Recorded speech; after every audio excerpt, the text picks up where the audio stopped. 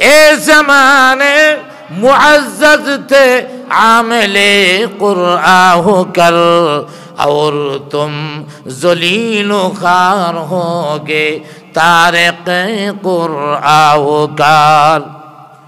पूर्वेर ज़मानार लोकेरा तारा शांति पेয়েছিল, कल्याण पेয়েছিল কোরআনকে ধরার কারণে। আমার ভাইয়েরা, কোরআনকে ধরার কারণে মদিনা রাষ্ট্রটা একটা দুনিয়ার সেমি জান্নাত হয়ে গেছিল। যারা এই কোরআনকে ধরেছে আল্লাহ পাক এই কোরআনের বদৌলতে শান্তি দিয়েছেন। আফগানিস্তানের ওরা কোরআনকে ধরেছে, আল্লাহ পাক আফগানিস্তানে কল্যাণ এবং রহমতের দুয়ার খুলে দিয়েছে। যারা এই পৃথিবীর মধ্যে এই কোরআনের কাছে যাবে তারাই রহমত পাবে। আর আমরা বর্তমানে ক্ষতিগ্রস্ত, কল্যাণের পথ থেকে দূরে আমরা কোরআনকে দূরে সরাই দিছি। কোরআনকে দূরে সরাই দেওয়ার কারণে আজ আমরা অশান্তিতে আছি। আসুন আমরা সবাই মিলে কোরআনের পথে চলতে হবে, কোরআনের দেওয়া শিক্ষা গ্রহণ করতে হবে, কোরআনের দেখানো পথ গ্রহণ করতে হবে। বিগত তাফসীরে আলোচনা করা হয়েছিল মুমিনদের সম্পর্কে। এক নম্বর, মুমিনদের অবস্থান কেমন হবে। দ্বিতীয় নম্বর, কাফেরদের অবস্থান কেমন হবে। তৃতীয় নম্বর আলোচনা করা হয়েছে আরাববাসীদের অবস্থা কেমন হবে। অতএব যারা মুমিন তারা আল্লাহর নিয়ামতের মহাসমুদ্রে ডুবে থাকবে। যারা কাফের তারা থাকবে অবর্ণনীয় কঠিন কঠোর যন্ত্রণাদায়ক শাস্তির মধ্যে। তৃতীয় নাম্বার আরাববাসী। আরাব হলো এমন একটা জায়গা, জাহান্নামীদেরকে আরাফে দিলে তারা মনে করবে এইটি জান্নাত, আর জান্নাতীদেরকে আরাফে দিলে মনে করবে এটি জাহান্নাম। অতএব জান্নাতি এবং জাহান্নামী পরস্পর আলোচনা হবে, কথা হবে। তেমনি ভাবে আরাববাসী জাহান্নামবাসী পরস্পর কথা হবে, আলোচনা হবে। এই আলোচনা কি হবে গত সপ্তাহগুলিতে আলোচনা গিয়েছে। আজকে আল্লাহ রাব্বুল আলামিন সূরা আরাফের 52 নং আয়াত থেকে আমি তেলাওয়াত শুরু করেছি। 52 এবং 53 দুইটি আয়াত আমি আপনাদের সামনে তেলাওয়াত করেছি। তো 52 নং আয়াতের মধ্যে আল্লাহ রাব্বুল আলামিন কোরআনের কথা বলেছেন। আল্লাহ রাব্বুল আলামিন মহাগ্রন্থ আল কোরআনুল করিম নাজিল করেছেন। এই কোরআন মানুষের জন্য বড় একটা নিয়ামত।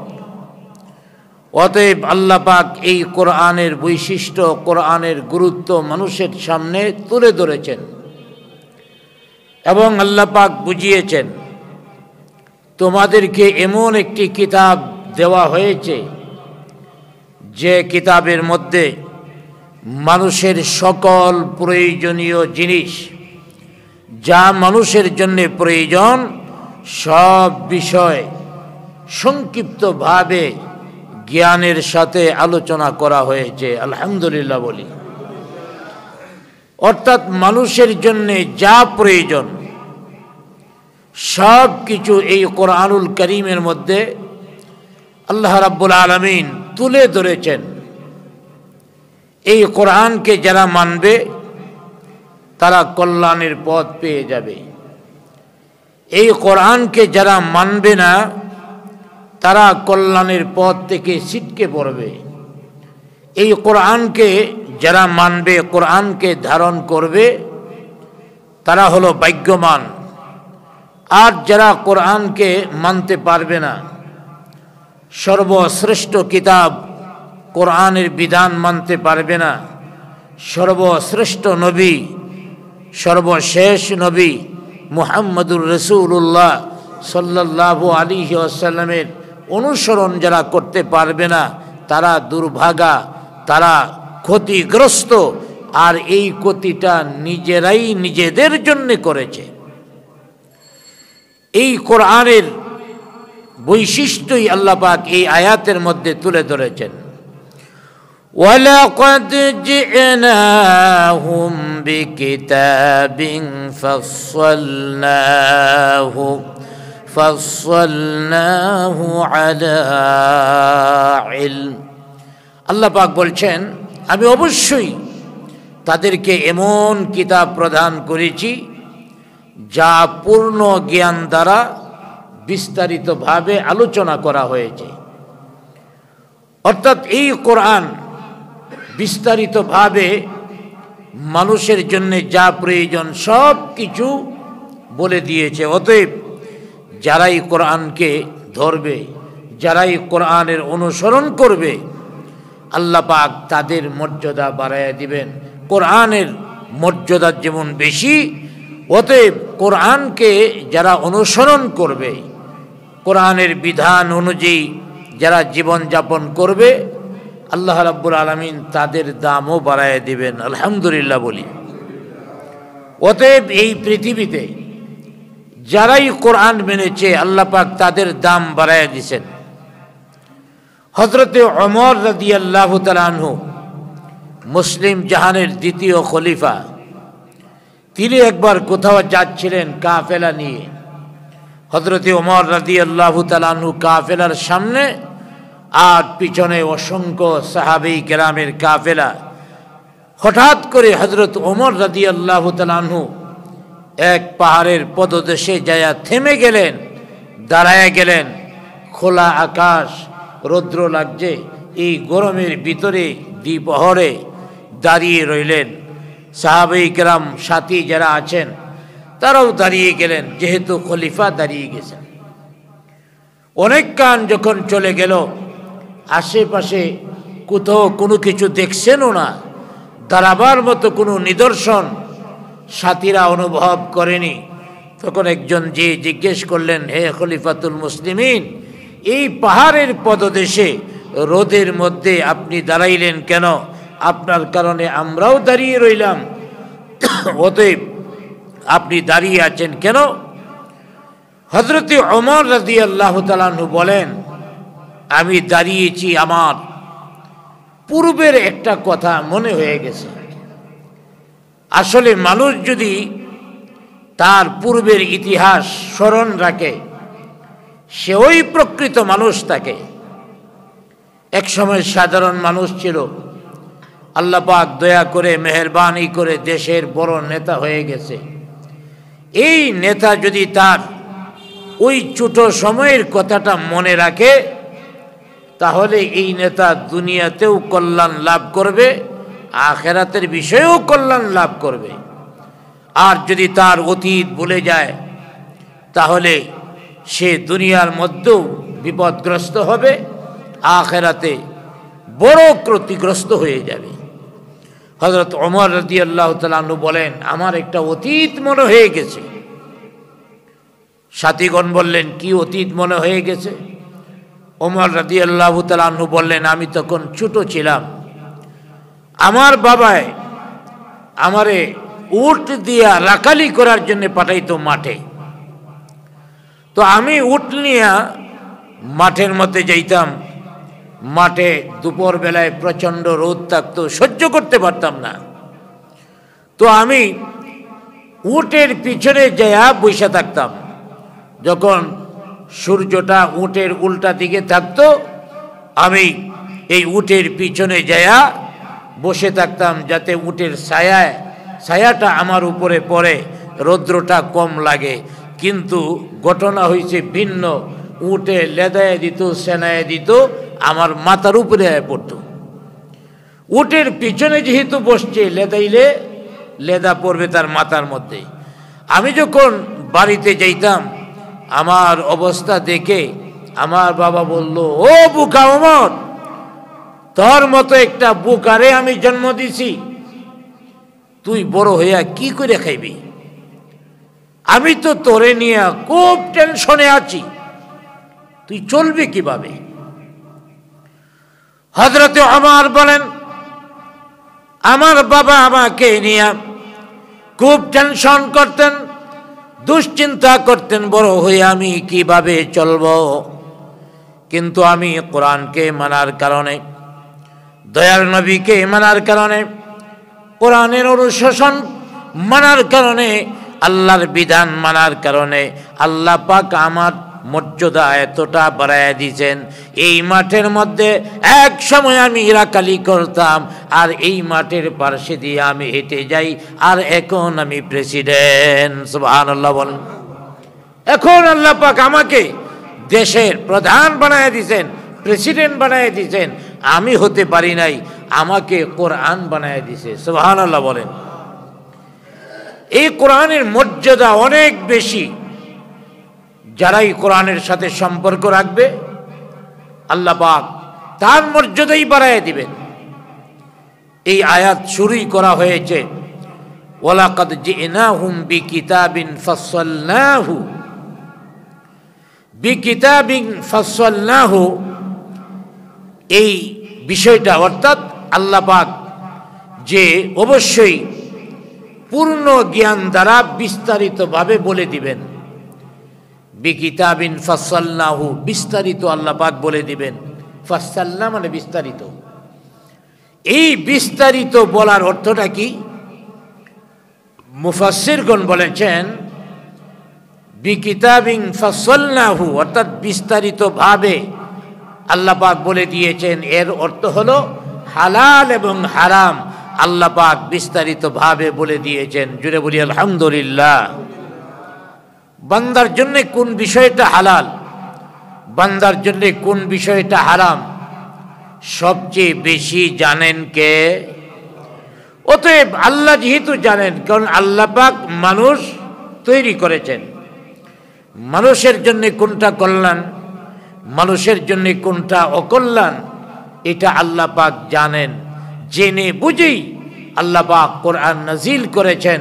কোরআনের মধ্যে আল্লাহ পাক বিস্তারিতভাবে পূর্ণ জ্ঞান সহকারে আলোচনা করে দিয়েছেন।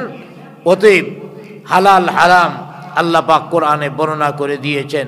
কোন মুফাসসিরগণ বলেছেন যে এই আয়াতের মাধ্যমে বুঝাইছেন আল্লাহ পাক যে আকীদা কি হবে, মানুষের বিশ্বাস কি হবে। এই আকীদা, বিশ্বাস এবং সুস্পষ্ট পথ নির্দেশনা আল্লাহ পাক এই কোরআনের মধ্যে বান্দাকে দেয়া দিয়েছেন। বান্দা কোন পথে চলবে, কিভাবে চলবে, এই সুস্পষ্ট পথ নির্দেশ আল্লাহ পাক কোরআনুল কারীমের মধ্যে দিয়ে দিয়েছেন। এই যে বিস্তারিত আলোচনা করেছেন, আরেকটা কথা বলেছেন আলা ইলমিন, বিস্তারিত বর্ণনা করেছেন পূর্ণ জ্ঞান সহকারে। আলা ইলমিন, পূর্ণ জ্ঞান। এখানে পূর্ণ জ্ঞানটা কার? এই শব্দ দিয়ে আল্লাহ পাক বুঝাইছেন এই পূর্ণ জ্ঞানের মালিক আল্লাহ। পূর্ণ জ্ঞানের মালিক কে? বান্দার জন্য কি প্রয়োজন, কি প্রয়োজন নাই, এই সব কিছু আল্লাহ রাব্বুল আলামিন আগে থেকেই ওয়াকিফাল। মানুষের জন্য কোন পথটা কল্যাণকর হবে আল্লাহ রাব্বুল আলামিন আগে থেকেই ওয়াকিফাল, আগে থেকেই অবগত। অতএব মানুষের কল্যাণের জন্যই আল্লাহ পাক কোরআনুল কারীম নাজিল করেছেন। যারা এই কোরআনের কথা মানবে তারা কল্যাণ পাবে, যারা কোরআনের কথা মানবে না তারা কল্যাণ থেকে অনেক দূরে সরে যাবে। সূরা আরাফের 52 নং আয়াতের তাফসীর করতে গিয়ে আল্লামা ইবনে কাসির রহমাতুল্লাহি আলাইহি বলেছেন যে আসলে এই কোরআন হলো বিশ্বগ্রন্থ। কোরআন কি? বিশ্বগ্রন্থ। গোটা পৃথিবীর জন্য এই কোরআন কল্যাণকর। এই কোরআনে বিস্তারিতভাবে মানুষের জীবনের প্রতিটা স্তর কোনটা কেমন হবে সব পথ এই কোরআনুল কারীমের মধ্যে দেওয়া হয়েছে। বিস্তারিতভাবে আল্লাহ পাক কোরআনে দিয়েছেন, বান্দা শুধু অনুসন্ধান করলেই হয়। অতএব এই কোরআনের পথ যদি বান্দা অনুসরণ করে তাহলে সে কল্যাণের পথ পেয়ে যাবে। আল্লাহ পাক কোরআন নাজিল করে মানুষদের মধ্যে যারা কাফের বেঈমান, যারা নাফরমান, তাদের জবান বন্ধ করে দেওয়া হয়েছে। অর্থাৎ কিয়ামতের ময়দানে যাতে এই কথা বলতে না পারে যে আমি এটা যে কল্যাণের পথ জানতাম না, আমি যে কাজ করে এসেছি এটা যে অকল্যাণকর, আমার জন্য ক্ষতিকর, এটা আমি জানতাম না। এমন ধরনের কথা কিয়ামতের ময়দানে বলারই কোনো সুযোগ নাই। আল্লাহ পাক এই কোরআনুল কারীমের মধ্যেই বলে দিয়েছেন, ওয়ামা কুন্না মুআযযিবিনা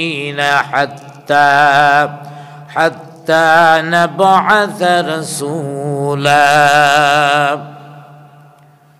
আল্লাহ পাক বলেন, ওয়ামা কুন্না মুআযযিবিন, আমি কোন জাতিকে আযাব দেই না, গজব দেই না। আল্লাহ তাআলা বলেন, পৃথিবীর কোন জাতির উপরে আমি আযাব গজব দেই না, পৃথিবীর কোন মানুষকে আমি ধ্বংস করি না। হাত্তা নাবআসা রাসূলা, যতক্ষণ পর্যন্ত তাদের কাছে রাসূল প্রেরণ না করি। পৃথিবী সৃষ্টির পর থেকে আল্লাহ রাব্বুল আলামিন যুগে যুগে নবী রাসূল প্রেরণ করেছেন, মানুষের কাছে যায় যেন আল্লাহর বিধানের দাওয়াত দেয়, আল্লাহর বিধান যেন মানুষের মধ্যে প্রচার করে, মানুষেরা যেন আল্লাহর বিধান অনুসন্ধান করে জেনে নেয়। অতএব আল্লাহ পাক যুগে যুগে নবী রাসূল প্রেরণ করেছেন, কিয়ামতের ময়দানে যে এই কথা যেন বলতে না পারে যে আমি তো কিছু জানতাম না, কোনটা কল্যাণ কোনটা অকল্যাণ। আল্লাহর হাবিব হাদিসের মধ্যে বলেন, কোন ব্যক্তি যদি আফ্রিকার মহা জঙ্গলে বসবাস করে, কোনদিন সূর্যের আলো দেখে নাই, কোনদিন চাঁদের আলো দেখে নাই, জঙ্গলের গহীনে বসবাস করে, পৃথিবীর আলো বাতাস দেখে নাই, ওই লোকটাও কিয়ামতের ময়দানে যায়া এই কথা বলতে পারবে না, আল্লাহ তোমার কুদরত বুদ্ধি নাই, এই জন্য মানতে পারি নাই। কারণ এই জঙ্গলের গহীনে আল্লাহ পাক অসংখ্য কুদরত রেখেছেন, তার নিজের মধ্যে রেখেছেন। একজন মানুষ যখন ছোট ছিল তখন একটা অবস্থা, যখন কিশোর হলো তখন আরেকটা অবস্থা, যখন যৌবনে গেল তখন আরেকটা অবস্থা, যখন বার্ধক্যে গেল তখন আরেকটা অবস্থা। এই যে অবস্থার পরিবর্তন, এই পরিবর্তন যিনি ঘটান তিনি হলেন রব, তিনি হলেন মালিক। অতএব আফ্রিকার জঙ্গলে থেকেও একটা লোক এই কৈফিয়ত দিতে পারবে না যে আল্লাহ তোমারে চিনি নাই। তারপরেও আল্লাহ তাআলা যুগে যুগে নবী রাসূল প্রেরণ করেছেন, নবী রাসূল এসে দাওয়াত দিয়েছেন। আর সর্বশেষ সর্বশ্রেষ্ঠ নবী, সর্বশ্রেষ্ঠ রাসূল মুহাম্মদুর রাসূলুল্লাহ সাল্লাল্লাহু আলাইহি ওয়াসাল্লামকে আল্লাহ পাক পৃথিবীতে মানুষের কল্যাণের পথ দেখাবার জন্য প্রেরণ করেছেন। শুধু আল্লাহর হাবিবকে প্রেরণ করেছেন এমন নয়, আল্লাহ পাক সর্বশ্রেষ্ঠ রাসূলের উপরে সর্বশ্রেষ্ঠ কোরআন, আল্লাহ পাক সর্বশ্রেষ্ঠ কোরআন নাজিল করেছেন। নবীজি যেমন শেষ নবী, আর কোরআনও হলো সর্বশেষ কিতাব। এই কোরআনের পরে আর কোনো কিতাব নাজিল হবে না। অতএব কাফির বেঈমানেরা এই বিষয়গুলি কখনো চিন্তা করারও প্রয়োজন মনে করেনি। এই আয়াতের মধ্যে আরেকটা বিষয় আল্লাহ রাব্বুল আলামিন বলে দিয়েছেন যে এক নম্বর হলো এই কোরআনের মধ্যে পূর্ণ জ্ঞান দ্বারা বিস্তারিতভাবে আল্লাহর বিধান আলোচনা করা হয়েছে। এক, কোরআন আমাদের জন্য কল্যাণের পথ দেখায়। দ্বিতীয় নম্বর, ওয়া হুদাও ওয়া রাহমা লিকাউমি ইউমিনুন, এই কোরআন হলো হুদা, কোরআন হলো রহমত। হুদা কাকে বলা হয়? হুদা মানে হেদায়াত, পথ নির্দেশ। সাথে সাথে এই কোরআন ও রাহমা, রহমত লিকাউমি ইউমিনুন, কাদের জন্য? যারা বিশ্বাসী, যারা আল্লাহর উপরে ঈমান রাখে, শেষ নবীর উপরে ঈমান রাখে, ওই বিশ্বাসীদের জন্য এই কোরআন হেদায়াত। এখন হেদায়াতটা কি আমাদের ভালো করে জানতে হবে। আমরা অনেক সময় মনে করি একজন লোকের দাওয়াত দিলাম, হেদায়াত পাওয়া গেছে, আমার বিরাট কৃতিত্ব।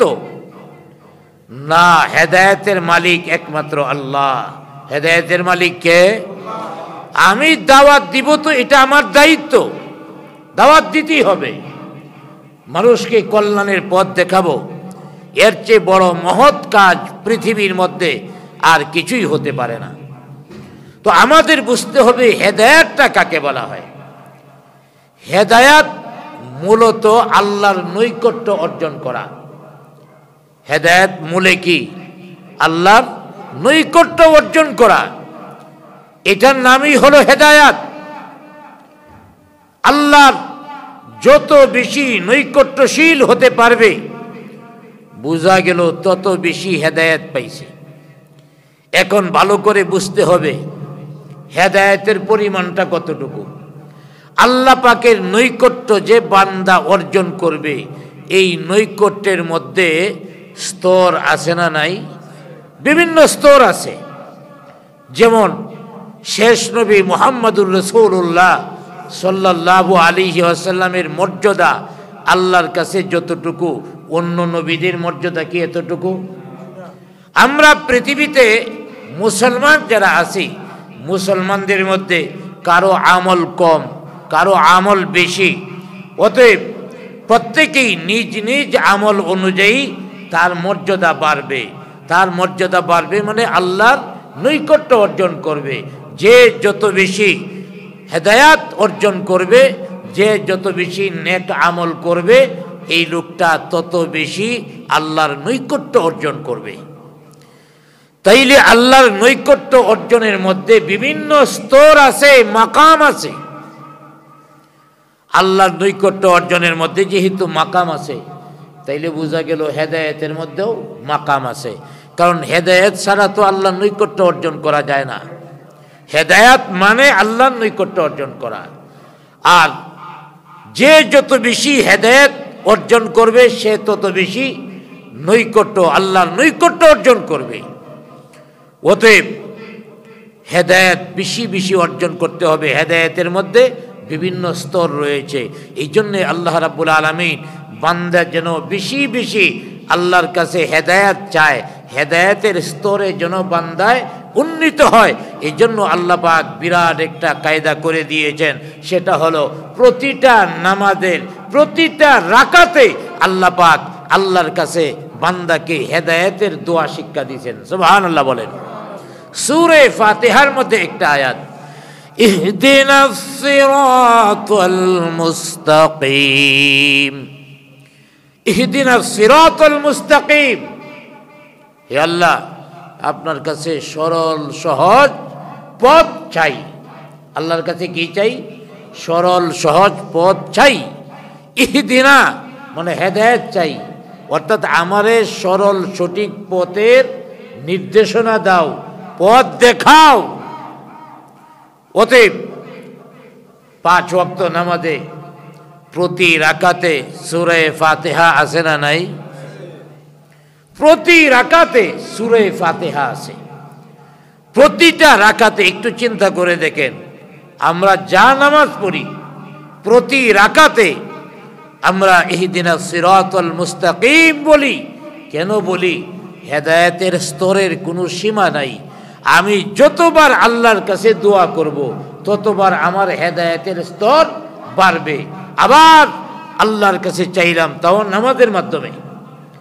নামাজের মাধ্যমে বান্দা যা চায় আল্লাহর কাছে তা কবুল হয়।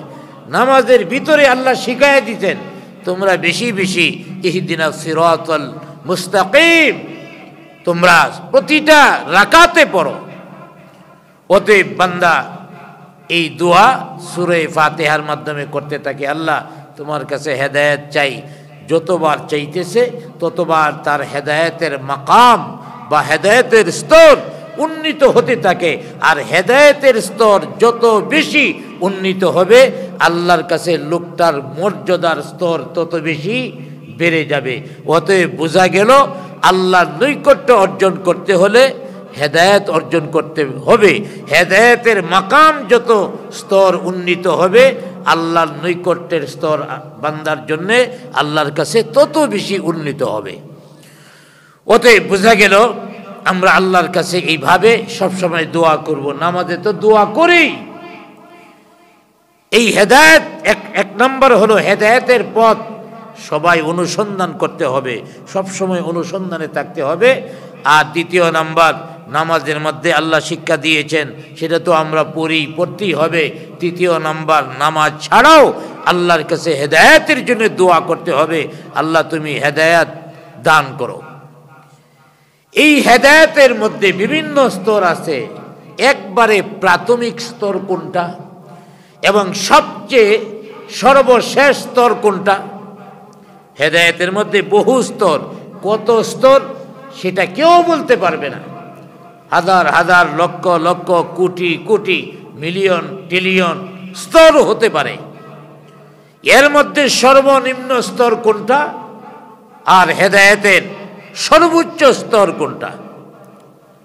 আবার ভাইয়ারা, আল্লাহ তাআলা বলেন হেদায়েতের প্রাথমিক স্তর হলো একজন মানুষ যখন শিরকি বাদ দিয়া দেয়, কুফরি বাদ দিয়া লা ইলাহা ইল্লাল্লাহ মুহাম্মাদুর রাসূলুল্লাহ সাল্লাল্লাহু আলাইহি ওয়াসাল্লাম এই কালিমা পড়ে একজন মানুষ যখন মুসলমান হয়ে যায়, ঈমানওয়ালা হয়ে যায়, তাহলে এই লোকটা হেদায়েতের প্রাথমিক স্তরে সদস্য পদ পূরণ করলো। হেদায়েতের মধ্যে মাত্র ঢুকলো। ঈমান আনা মানে হেদায়েতের প্রাথমিক স্তরে। আমরা ঈমান আইনে পালাইছি, আমরা মুসলমান, এই জন্য নিজেদের অনেক কিছু মনে করি। আর এইটা তো প্রাইমারি স্তর, প্রথম স্তর। মাঝখানে কত স্তর আছে আল্লাহ পাকই জানে। সর্বশেষ স্তর কোনটা? আল্লাহর হাবিব বলেন, হ্যাঁ তারা প্রাথমিক স্তর হল কুফরি বাদ দিয়া, শিরকি বাদ দিয়া এক আল্লাহর উপরে ঈমান আনা, শেষ নবীকে মেনে নেওয়া। আর সর্বশেষ স্তর হলো জান্নাতের ভিতরে চলে যাওয়া। সুবহানাল্লাহ বলেন। জান্নাতের ভিতরে যাওয়া হলো বান্দার জন্য চূড়ান্ত বিজয়। আর ঈমান আনা হলো প্রাথমিক স্তর। জান্নাতে যাওয়া সর্বশেষ। হ্যাঁ, জান্নাতের মধ্যে যায়াও তার উন্নতি হতে থাকবে, স্তরের উন্নতি হতে থাকবে, কিন্তু এটা আরেকটা স্তর, অর্থাৎ জান্নাতের ভিতরে গেল, এটি হলো চূড়ান্ত স্তর তার জন্যে। অতএব সেই আল্লাহর কাছে আমরা হেদায়েতের জন্য দোয়া করব এবং এই কোরআনকে আমরা মেনে নিব। আমার ভাইয়েরা, এর পরের আয়াতের মধ্যে আল্লাহ পাক আরেকটা বিষয়, এই বিষয়ই ভিন্নভাবে বলেছেন। হাল ইয়ানজুরুনা ইল্লা তা'ওয়িলা ইয়াউমা ইয়াতি তা'ওয়িলু। হাল ইয়ানজুরুনা, তারা কি অপেক্ষা করছে? ইল্লা তা'ওয়িলাহু, যে আল্লাহর কোরআনের বর্ণিত প্রকৃত স্তর আসার। ইয়াউমা ইয়াতি তা'ওয়িলুহু, আর যেদিন পরিপূর্ণ রূপ এসে যাবে, সেদিন তো বান্দা আর কুলায়া উঠতে পারবে না। অর্থাৎ কোরআনে বলে দেওয়া হয়েছে যে এই হেদায়েত যারা গ্রহণ না করবে, কোরআনকে যারা অবজ্ঞা করবে, এদের জন্য বিরাট অকল্যাণ, এদের জন্য বিরাট ক্ষতি। এই ক্ষতিটা নিজেরাই নিজেদের জন্য ডেকে আনলো। এদেরকে বলা হয়েছে, তোমরা যদি আল্লাহর বিধান না মানো, ঈমান না আনো, তাহলে তোমরা আল্লাহর গজবে পতিত হবে, অথবা জাহান্নামের আগুনে তোমাদের জ্বলতে হবে। ওরা এরপরও ঈমান আনে না। কই তোমার গজব, কই তোমার জাহান্নাম? তারা তিটকারি করত, মস্কারি করত। আল্লাহ পাক এই আয়াত নাজিল করে দিয়েছেন, আল্লাহর বর্ণিত, কোরআনে বর্ণিত যে রূপ, এই রূপ আসার পরে তোমরা বুঝি আল্লাহর প্রতি ঈমান আনবা, নবীজির প্রতি ঈমান আনবা। আরে ওই রূপ যেদিন আসবে, তখন তো তোমাদের অবস্থা এমন হবে, তখন তোমরা কি বলবে? তখন তো তোমরা বলবে, আল্লাহ দয়া করে আমগরে আবার পৃথিবীর মধ্যে পাঠাও, আমরা নতুন করে আমল টামল কইরা তারপরে আসবো।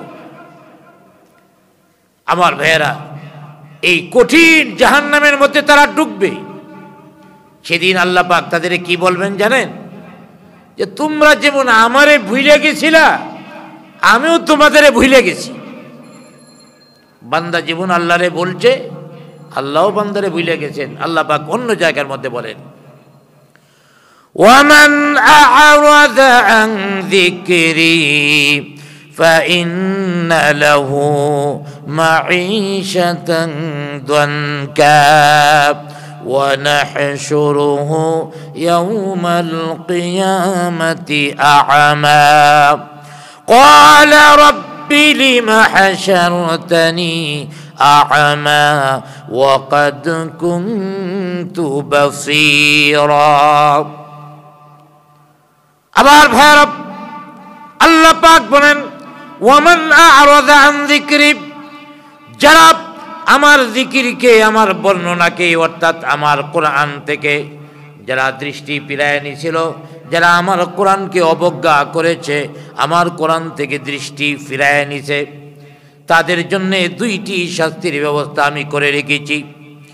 ওয়ামান আ'রাদা আন যিকরি ফাইন্না লাহু মাঈশাতান দানকা, ফাইন্না লাহু মাঈশাতান দানকা, এক নম্বর হলো পৃথিবীটা তাদের জন্য সংকীর্ণ হয়ে যাবে। একটা সময় এমন আসবে, এই পৃথিবীতে তারা দিশাহারার মতো হয়ে যাবে, পাগল হয়ে যাবে। আমার ভাইয়েরা, কোথায় যাবে ওই জায়গাটাও খুঁজে পাবে না, তাদের অপরাধের মাত্রা এত বেশি হবে। অতএব আল্লাহ পাক বলছেন, দুনিয়ার মধ্যে হবে এই অবস্থা। দুনিয়াতে যদি নাও হয়, কিন্তু মূল যেটা, ওয়া নাহশুরুহু ইয়াওমাল কিয়ামাতি আ'মা, আল্লাহ পাক বলেন কিয়ামতের ময়দানে তারা অন্ধ হয়ে উঠবে। কিয়ামতের ময়দানে অন্ধ হয়ে উঠবে, চোখে দেখবে না। একজন মানুষ যদি চোখে না দেখে, আমরা যারা দেখি তারা চিন্তাও করতে পারবো না। হ্যাঁ, কিছুটা বুদ্ধি আসবে, চোখ বন্ধ করে হাইটেন, দেখেন কত জায়গার মধ্যে টাক্কর খাইতে হয়। তো আল্লাহ পাক এই চক্ষু দুনিয়াতে দিছিলেন, কিন্তু কিয়ামতের ময়দানে উঠবে অন্ধ অবস্থায়। তারা আল্লাহকে ডাক দিয়া কি বলবে, আল্লাহ পাক তাও বলে দিয়েছেন। ক্বালা রাব্বি লিমা হাশারতানি আ'মা ওয়া ক্বাদ কুনতু বাসীরা।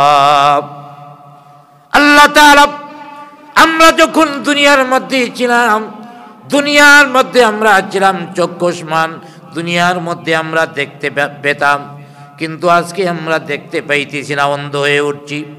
আল্লাহ তাআলা আজকে আমাদের না দেখার কারণ কি?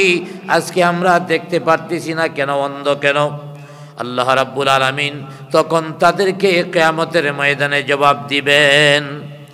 ক্বালা কাযালিকা আতাতকা আয়াতুনা ফানাসিতাহা ওয়া কাযালিকাল ইয়াওমা তুনসা। আমি এমনি ভাবে আমার কিতাব তোমাদের উপরে নাজিল করেছিলাম, এই কিতাবকে তোমরা অবজ্ঞা করেছ, এই কিতাবকে তোমরা অপেক্ষা করেছ, এই কিতাব থেকে তোমরা দৃষ্টি ফিরায় নিছ। এই জন্য আজকে আমি তোমাদের দৃষ্টি নিয়ে নিলাম, তোমাদেরকে ভুলে গেলাম। তোমাদেরকে ভুলে গেলাম মানে তোমাদের দৃষ্টি রহিত করে দিলাম। অতএব কিয়ামতের ময়দানে এই লোকগুলি কাঁদতে থাকবে, আল্লাহর কাছে বলতে থাকবে। সেদিন কি বলবে? ইয়াউমা ইয়াতি তা'যীলুহু ইয়াকুলুল্লাযীনা সুহু মিন ক্বাবল قد جاءت رسل ربنا الحق। যখন কোরআনে বর্ণিত আসল রূপ এসে যাবে, এই আসল রূপটা কি আলোচনা পরে করছি। কোরআনের বর্ণিত আসল রূপ যখন চলে আসবে, তখন তারা বলবে যে আমরা অতীতকে ভুলে গিয়েছিলাম। আল্লাযীনা নাসূহু মিন ক্বাবলু, যে অতীতকে তারা ভুলে গিয়েছিল, এই অতীত সম্পর্কে তারা বলবে ক্বাদ জাআত রুসুলু রাব্বিনাল হক, আল্লাহ তুমি যে রাসূল পাঠাইছিলা আসলেই সত্য রাসূল ছিল। সুবহানাল্লাহ বলেন, তুমি যে রাসূল পাঠাইছিলা সত্য রাসূল ছিল। আপনারাই বলেন কিয়ামতের ময়দানে যায়া যদি বলে তুমি যে রাসূল প্রেরণ করেছিলা এই রাসূল সত্য রাসূল ছিল, কিয়ামতের ময়দানে সাক্ষী দেওয়াটা তার কোনো উপকারে আসবে? কোনো উপকারে আসবে না। এবং কিয়ামতের ময়দানে তারা সাক্ষ্য দিবে, আল্লাহ তুমি যে রাসূল পাঠাইছিলা এই রাসূল সত্য ছিল, রাসূল রাব্বিনাল হক, সত্য নবী ছিল, আমরা তার উপরে ঈমান আনলাম। এখন তারা আল্লাহর কাছে বলবে, আরো কথা বলবে, ফাহাল লানা মিন শুফাআ ফায়াশফাউ লানা, আল্লাহকে তারা ডাক দিয়া বলবে, আল্লাহ তাআলা এই কিয়ামতের ময়দানে এই মুসিবতের দিনে আমাদের জন্য কোনো সুপারিশকারী কি আছে? ফাহাল লানা মিন শুফাআ, আমাদের জন্য কোনো সুপারিশকারী কি আছে? ফায়াশফাউ লানা, যারা আমাদের জন্য সুপারিশ করবে। কিয়ামতের ময়দানে এমন একটা অবস্থা হবে কেউ কারোর জন্য সুপারিশ করতে পারবে না। প্রত্যেকটা মানুষ ইয়া নাফসি ইয়া নাফসি বলতে থাকবে। শুধু সাধারণ মানুষ নয়, সমস্ত নবী রাসূলগণ পর্যন্ত ইয়া নাফসি বলতে থাকবে, নিজেকে নিয়ে চিন্তা করবে এই কিয়ামতের ময়দানে মুসিবতের দিনে আমি আটকে যাই কিনা বলা যায় না। সেই মুসিবতের দিনে কাফির বেঈমান যারা আল্লাহর উপরে ঈমান আনেনি তারা বলবে, আরে আমাদের জন্য কোনো সুপারিশকারী কি আছে? যারা আমাদের জন্য সুপারিশকারী হবে কিয়ামতের ময়দানে ঘুরবে কিন্তু কোনো সুপারিশকারী পাবে না। সুপারিশকারী যখন পাবে না, সুপারিশ থেকে যখন তারা নিরাশ হয়ে যাবে, তখন তারা আল্লাহর দরবারে আরেকটা আরজ পেশ করবে, আও নুরাদ্দু ফানআমাল গায়রাল্লাযী কুন্না না'মাল, আল্লাহ তাআলা তুমি আমাদেরকে আবার পৃথিবীর মধ্যে দ্বিতীয়বার পাঠাও। এতদিন পর্যন্ত যে আমল করেছি গায়রাল্লাযী কুন্না না'মাল, এই আমল আর করব না। আল্লাহ তাআলা তুমি আমাদেরকে আরেকবার পৃথিবীর মধ্যে পাঠাও। তুমি যদি পৃথিবীর মধ্যে আমাদেরকে পাঠাও তাহলে আগের মতো আমল আর করব না, নতুন করে যায়া তোমার উপরে ঈমান আনবো, তোমার রাসূলের উপরে ঈমান আনবো, তোমার নাজিলকৃত কোরআনের উপরে ঈমান আনবো। এইভাবে আমরা ঈমান এবং আমলে সমৃদ্ধ হইয়া কিয়ামতের ময়দানে পরিপূর্ণ ঈমানদার হইয়া তোমার কাছে আসব। কিন্তু তাদের এই ধরনের আবদারে কোনো কাজ হবে না। তবে এই কথা দ্বারা আরেকটা জিনিস বোঝা যায় কি, আল্লাহ আমাদের আবার পাঠাও, আমরা নেক কাজ করে আসব, ঈমানদার হয়ে আসব। এই কথার দ্বারা কি বোঝায়? আগের বার যে দুনিয়াতে ছিল ওই সময় ইচ্ছা করলে ঈমান আনতে পারতো কি পারতো না? আগের বারও ইচ্ছা করলে ঈমান আনতে পারতো, নেক আমল করতে পারতো। ঈমান আনে নাই, নেক আমল করে নাই। আগেও ইচ্ছা করলে পারতাম, করো নাই। এখন দ্বিতীয়বার আবার বলতেছে দেওয়ার জন্যে, দ্বিতীয়বার যে করবা এরই বা গ্যারান্টি কি? অতএব তোমাদেরকে এই বিষয়টা আগেই জানায় দেওয়া হয়েছে, কিয়ামতের ময়দানে যায় তোমরা কান্নাকাটি করবা, আবার ফিরে আসতে চাইবা কিন্তু ফিরে আসতে পারবা না। এটা আগেই বলে দেওয়া হয়েছে, আগেই জানিয়ে দেওয়া হয়েছে যে তোমরা ফিরে আসতে পারবে না। আল্লাহ পাক এই আয়াতের মধ্যে বলেছেন যখন প্রকৃত রূপ তারা দেখবে তখন ঈমান আনবে। এই প্রকৃত রূপের সময় কোনটা? মুফাসসিরগণ বলেছেন দুইটা সময়, এর মধ্যে একটা তো এতক্ষণ বললাম। আখিরাতে কিয়ামতের ময়দানে প্রকৃত রূপ দেখতে পাবে, অর্থাৎ যারা ঈমানদার তাদের সাথে কি আচরণ করা হয়। আবার কাফের বেঈমান বদগারদের সাথে কি আচরণ করা হয় প্রকৃত রূপ সেদিন প্রকাশিত হবে। কোনো কোনো মুফাসসিরগণ বলেন প্রকৃত রূপ প্রকাশিত হবে এটা মানুষের মৃত্যুর সময়। অতএব সাকরাত শুরু হয়ে গেল, জান কবজ করা শুরু হয়ে গেল। এখন যদি কেউ তওবা করে তার তওবা আল্লাহ পাক কবুল করবেন না, তওবারও সময় আছে। সাকরাত শুরু হয়ে যাওয়ার আগ পর্যন্ত তার তওবার সুযোগ আছে। যখন আজরাইল আলাইহিস সালাম এসে যাবে তখন আর তওবার কোনো সুরত থাকবে না। কারণ আমার ভাইয়েরা, ইমানদারদের আর বদগারদের আসল রূপটা তখন প্রকাশিত হয়ে যাবে। আসল রূপটা প্রকাশিত হবে কিভাবে? একটা লম্বা হাদিসের মধ্যে আকাই নামদার তাজদারে মদিনা মুহাম্মদুর রাসূলুল্লাহ সাল্লাল্লাহু আলাইহি ওয়াসাল্লাম বলেছেন আসল রূপটা তার কাছে কিভাবে প্রকাশিত হবে।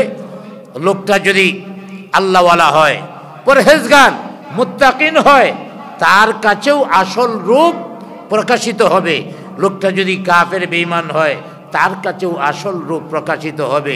আল্লাহওয়ালা হইলে প্রকাশিত কেমনে হবে? আমার ভাইয়েরা, হযরতে আজরাইল আলাইহিস সালাম আসবে, তার সাথে আসবে আরো ৭০,০০০ ফেরেশতা। সুবহানাল্লাহ বলেন। তাদের পরনে থাকবে সাদা দবদবে সাদা পোশাক, প্রত্যেকের জামা কাপড় থেকে সুঘ্রাণ ছিটে বের হতে থাকবে। আজরাইল আলাইহিস সালামের নেতৃত্বে ৭০,০০০ ফেরেশতা আসবে, আইসা তার চতুর্দিক দিয়ে বসে যাইবে। কারো বাড়িতে কেউ যদি অসুস্থ হয় তারে দেখার লাগিয়া লোকজন যায়, তাহলে কি হয়? লোকটা খুশি হয়। এই জন্য হাদিসের মধ্যে আসছে এক মুমিনের প্রতি আরেক মুমিনের কয়েকটা হক, ৬টা হক আছে।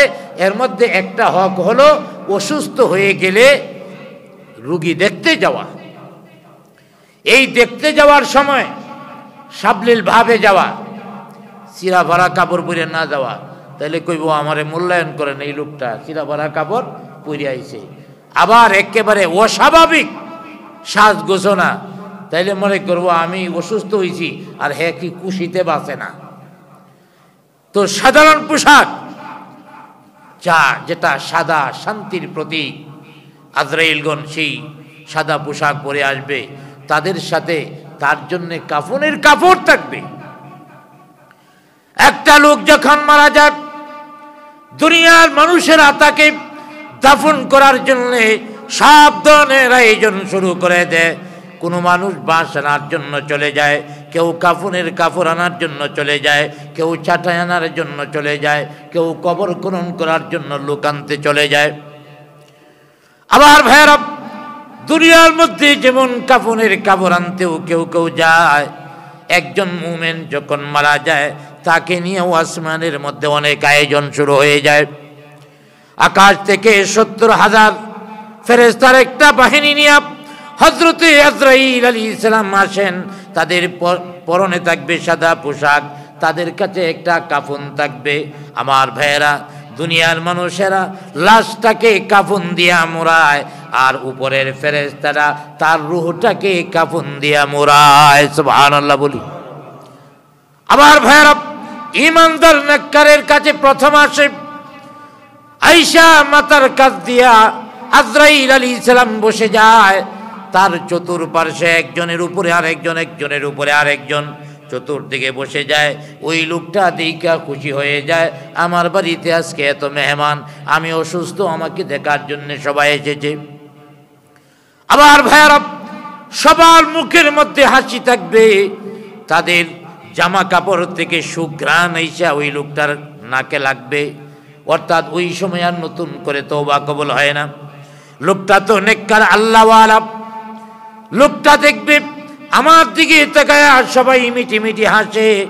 এর মধ্যে আজরাইল আলাইহিস সালাম মাথার দিক থেকে বুকের কাছে আসবে, আয়েশা ওই লোকটার সামনে দাঁড়াবে আর বলবে, ওরে আল্লাহর প্রিয় বান্দা, আল্লাহ তোমার প্রতি খুশি হয়ে গেছে।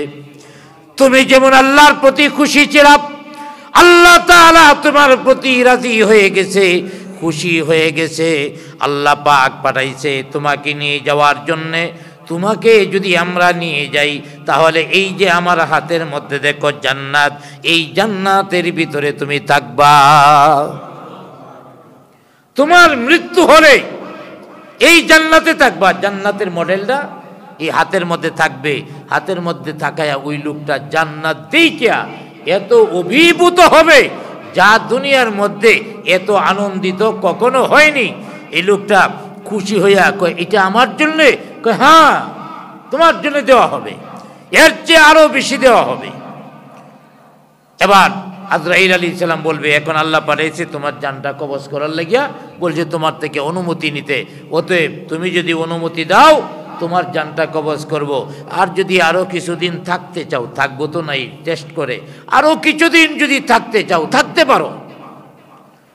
দুনিয়ার এই যে ঘটনাগুলি ঘটবে দুনিয়ার কেউ দেখবে না, শুনবে না। ওই লোকটা চিল্লায় বলতে থাকবে, হে আজরাইল, এই অশান্তির পৃথিবীতে আর না, যা পৃথিবীর মধ্যে বাবা সন্তানের দুশ্মন হয়ে যায়, সন্তান বাবার দুশ্মন হয়ে যায়, মা সন্তানের মধ্যে দুশ্মনী হয়ে যায়, ভাইয়ে ভাইয়ে দুশ্মনী হয়ে যায়, স্বামী স্ত্রীর মধ্যে দুশ্মনী হয়ে যায়। যে দেশের মধ্যে ঘুষ চলে, যে দেশের মধ্যে দুর্নীতি চলে, কোথাও ঘুষ ছাড়া কাজ করা যায় না। এই অশান্তির পৃথিবীতে আর একটা মুহূর্ত আমি থাকতে চাই না।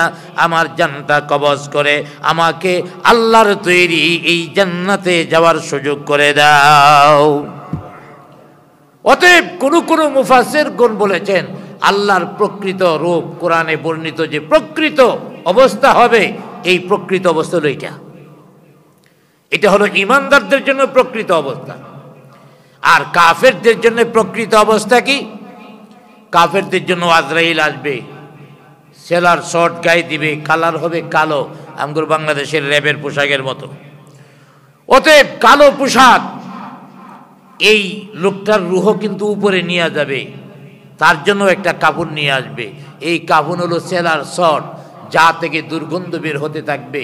এটা নিয়ে বদগারের কাছে আসবে, চতুর্দিক দিয়া ফেরেশতারা বসে যাবে, ওদের পরনেও কালো পোশাক, দুর্গন্ধ তার নাকের মধ্যে লাগবে।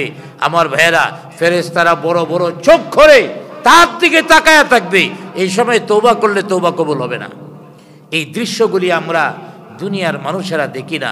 আল্লাহর হাবিব বলেন, তখন আজরাইল তার বুকের কাছে আসবে, চতুর্দিকে ফেরেশতারা চোখ বড় বড় করে তাকাবে। ডান দিকে যখন এই অবস্থা দেখবে, লোকটা বাম দিকে তাকাবে, বাম দিকেও এই অবস্থা, উপরের দিকে তাকাবে, উপরের দিকেও ফেরেশতাদের দল। যত দিকেই দৃষ্টি ঘুরাবে তার দেখা যায় এদের দেখবে। যার কারণে বদগার যারা, নাফরমান যারা, কাফের যারা মরলে দেখবেন চেহারাটা সুন্দর, মানুষ চেহারাটা কালো হয়ে গেছে। ওই যে মৃত্যুর কষ্ট, এই কষ্টটার প্রতিচ্ছবি তার চেহারায় এসে যায়। মানুষ যদি একটু হাসি খুশি থাকে তাহলে বোঝা যায় চেহারা দিকে, আবার যদি টেনশন করে বা পরিশ্রম করে তাহলে এইটাও কষ্টটা তার চেহারার মধ্যে ফুইটা উঠে।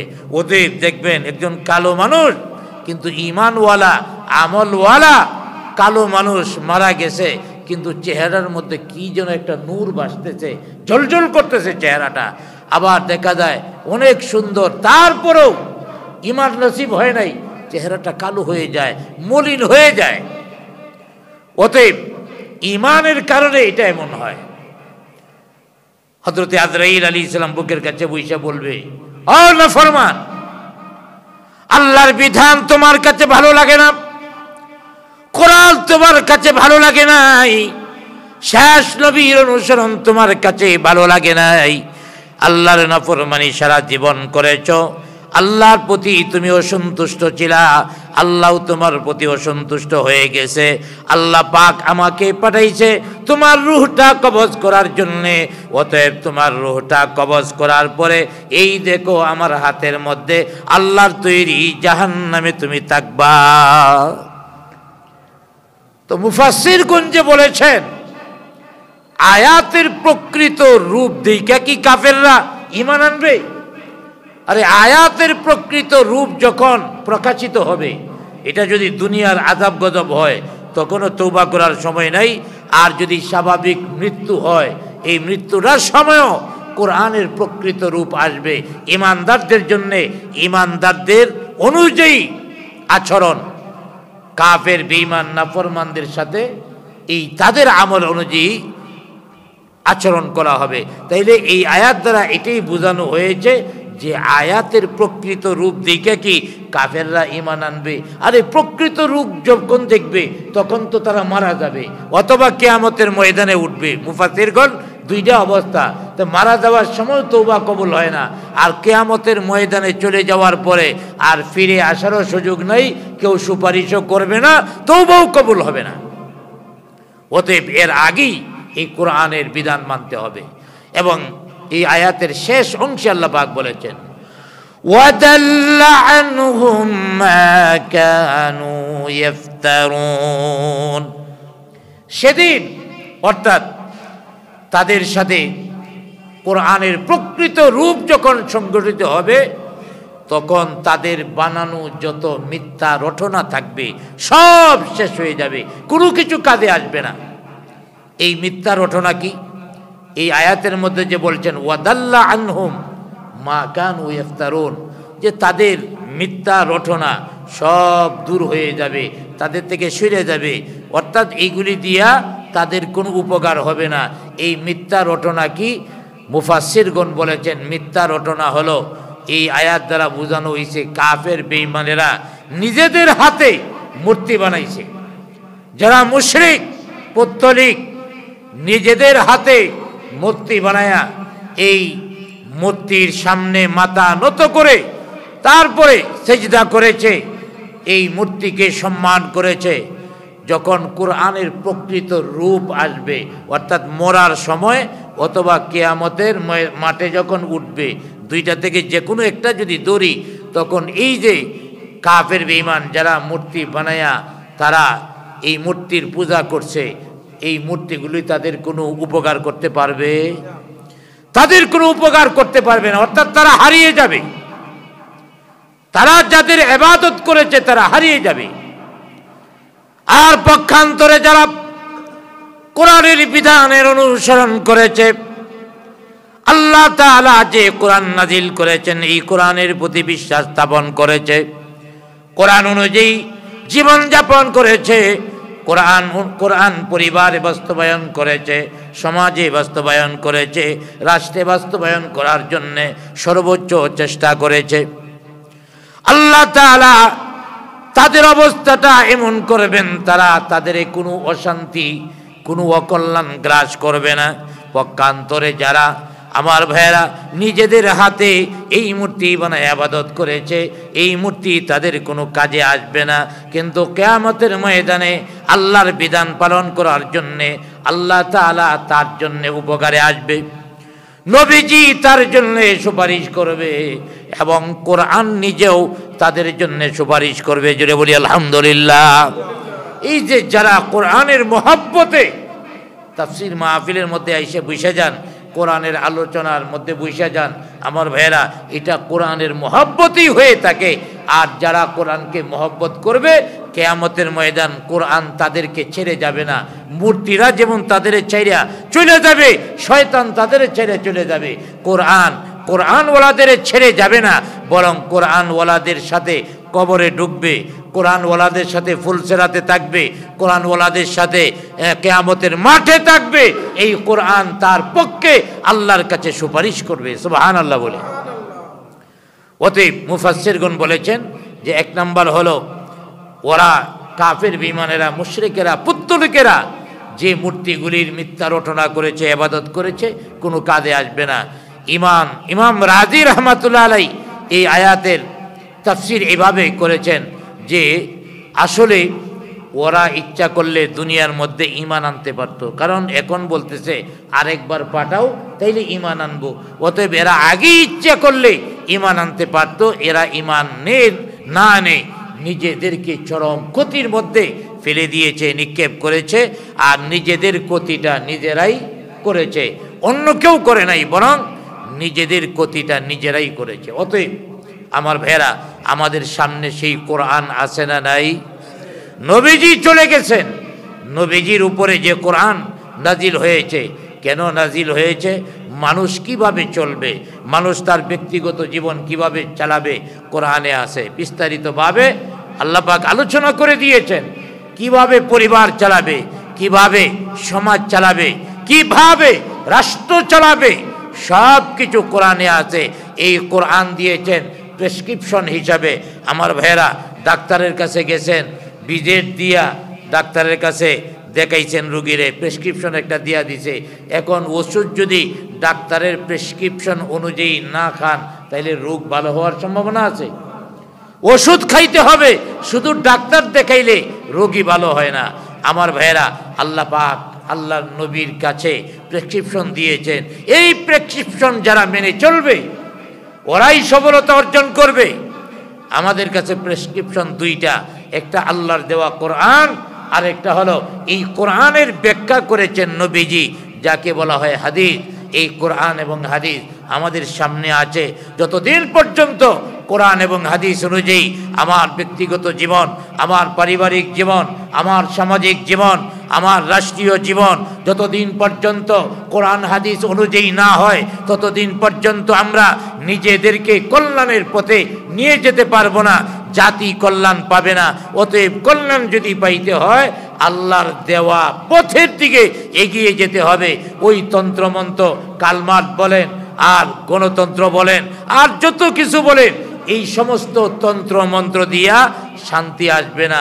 শান্তি আনতে হলে আল্লাহ পাক প্রেসক্রিপশন দিয়েছেন, বিধান দিয়েছেন এই কোরআন।